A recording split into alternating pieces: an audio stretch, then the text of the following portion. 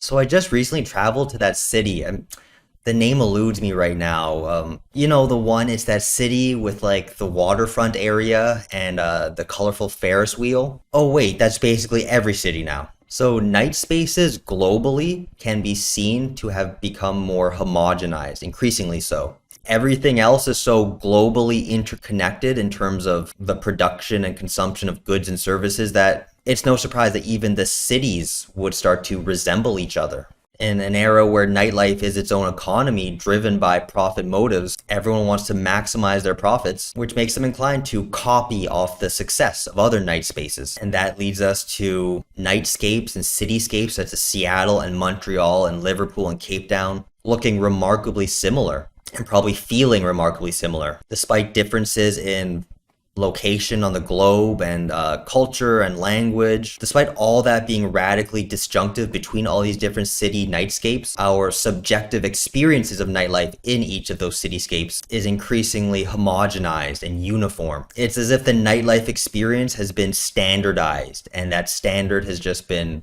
copied and pasted across the globe in this cookie cutter mold. It's very much the McDonaldization of nightlife around the globe, as I discussed in the week on culture. And think about from whom this culture is spreading. What's the source of this homogenized nightscapes around the world? It's likely going to be a westernized American influence. I believe Ferris wheels were even invented by an American gentleman whose last name was Ferris. So it's like another form of cultural imperialism, where the nightlife experience you get in all these very different, unique countries and cultures are increasingly Americanized. So it's just the American version of the nightlife experience that's being exported to places that probably could have their own much more vibrant nightlife that's distinct to them and their region and their culture. So next time you're traveling and get the opportunity to experience nightlife in a remote city, look at the nightlife establishments, look at the restaurants, look at the bars, look at the architecture, the structure of the city itself, and try to see if you can point out any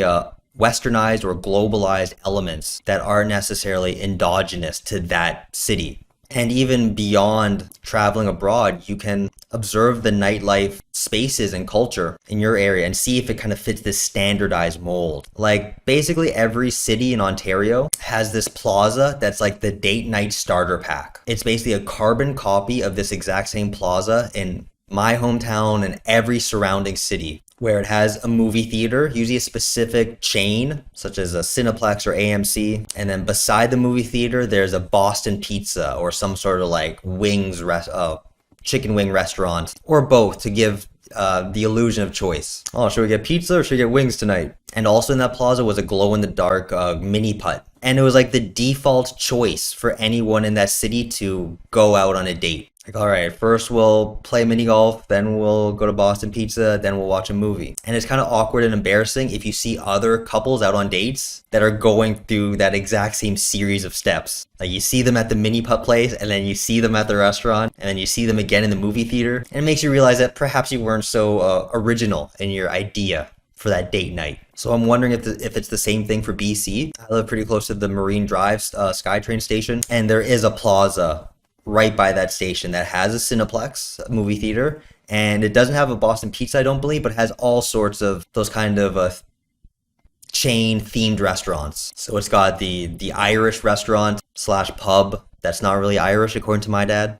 Oh, you call those potato skins? Those aren't potato skins. And I don't know if they have a mini putt, but it's a similar starter pack offering those standardized nightlife options for patrons and consumers. So take note of that. Every time you see a theater, look at what's around it. Are there a bunch of chain restaurants? Is there like an arcade or a mini putt? Is there a sports bar? And how are they symbiotically working in conjunction with each other to stoke consumerism? Like I'm pretty sure Cineplex has some sort of deal that wherever they build a theater, they need to have a Boston Pizza also built nearby. And sometimes the Boston Pizza will offer free movie tickets, or maybe you could win movie tickets at the mini putt, or maybe you go to the theaters and they give you free tickets for a pizza at Boston Pizza or a free game of mini golf, so that they're all reinforcing each other and incentivizing the consumer to hop between those establishments to consume that specific standardized nightlife experience. So the shift from a Fordist style of capitalist economic production to a post-Fordist regime of capital accumulation led to an expansion of that logic of capital, that MCM formula of cutting costs and maximizing profits into previously untapped areas. So remember in the week on the education system when I was lamenting the expansion of capitalist logic into academia? Well, capitalist logic has also